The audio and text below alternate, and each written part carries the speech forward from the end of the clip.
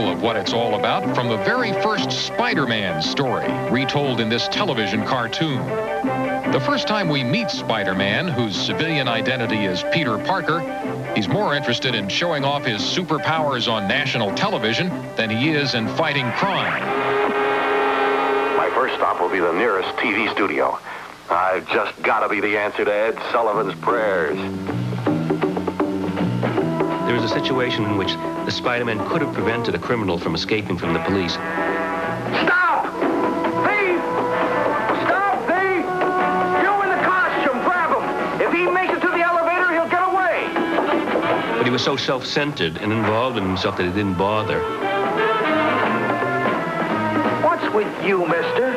All you had to do was trip him or hold him just for a minute. That's your problem, not mine. That criminal then killed his uncle. The fugitive who ran past me the other day. The one I didn't stop when I had the chance.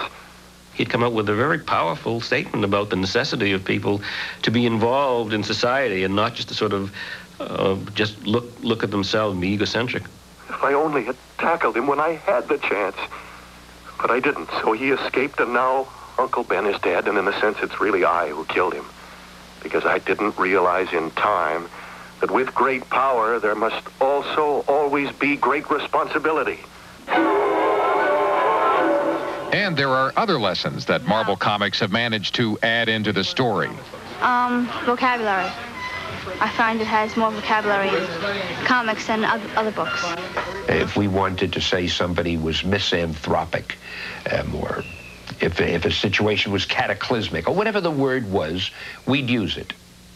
And if a kid had to go to a dictionary and look it up, that's not the worst thing in the world that could happen. I love the sound of certain phrases and words, and I would make up things like, by the hoary hosts of Hoggoth, let it be, and things of that sort. By the shades of the shadowy seraphim and the crimson rings of Ragnarok.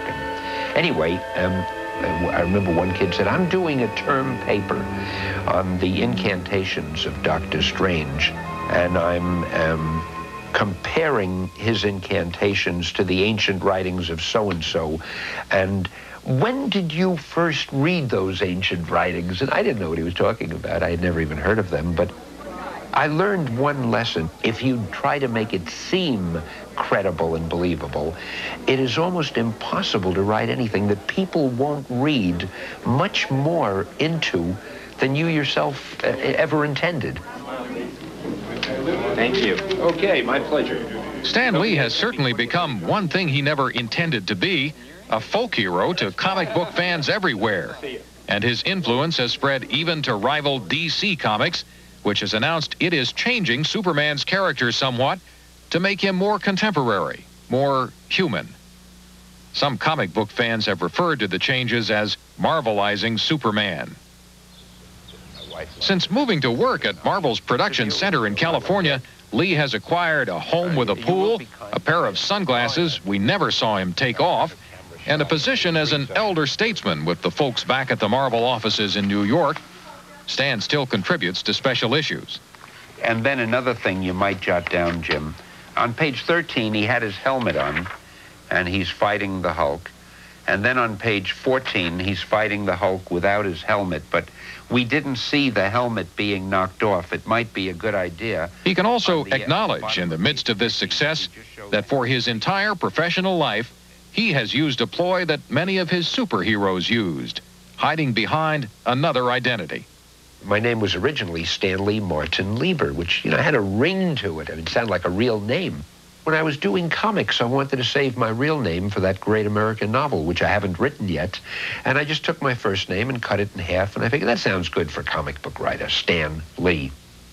It's a silly name, it's like Martin or Irving, but I'm stuck with it. I'm glad my name is an Engelbert Humperdinck, They have come a long way, Bob, since the days of a brick bouncing off somebody's head and the word bonk written out. And they tried to be comical originally. There weren't adventure strips originally. No, the first comic books were based on the comic strips that were syndicated in the newspapers. They were essentially reprints of those strips that were handed out as premiums or giveaways. They became so popular that they realized they could sell them. And after they ran out of syndicated characters to meet the demand, then they began inventing their own characters for the comic books, and that's how Superman and Batman and all the rest came about. Fascinating. Thank you, Bob. Well, 2020 will continue in a moment.